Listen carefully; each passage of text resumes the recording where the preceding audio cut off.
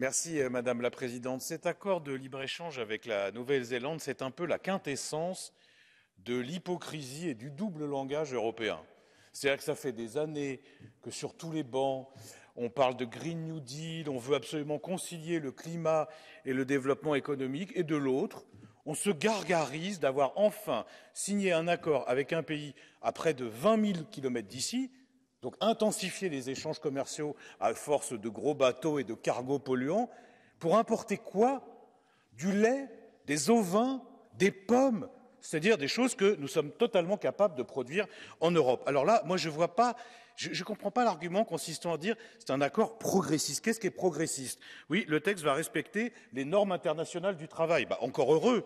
Qu'est-ce qui est progressiste? Ah oui, mais attention, il y a des sanctions prévues en dernier recours si on ne respecte pas l'accord de Paris. Mais on sait très bien ce que ça veut dire en dernier recours. Il n'y en aura pas. Et puis, il y a un dernier argument, et là je suis en désaccord total avec le collègue Caspary. Moi je dis, ça suffit de sacrifier les agriculteurs européens. Et dans cet accord, ils sont une fois de plus sacrifiés. L'agriculture devient de plus en plus la variable d'ajustement à chaque fois qu'on fait du commerce. Eh bien, ça ne peut pas durer, et c'est la raison pour laquelle je pense qu'il faut rejeter cet accord. Est-ce que vous acceptez une carte bleue de Madame Melchior?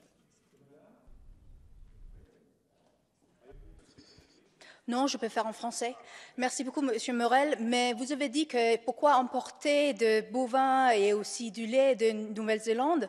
Mais par exemple, l'agneau, ça se peut produire mieux pour le climat en Nouvelle-Zélande et transporter en congelé pour l'Europe. Donc, c'est pas mieux de faire la production des produits agricoles là où il y a un moindre impact sur le climat au lieu de les faire dans les maisons chauffées en Europe.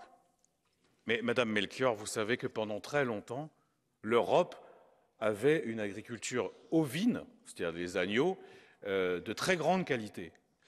Mais justement, à force de concurrence déloyale, on a aujourd'hui un secteur entier de l'agriculture européenne qui ne va pas bien.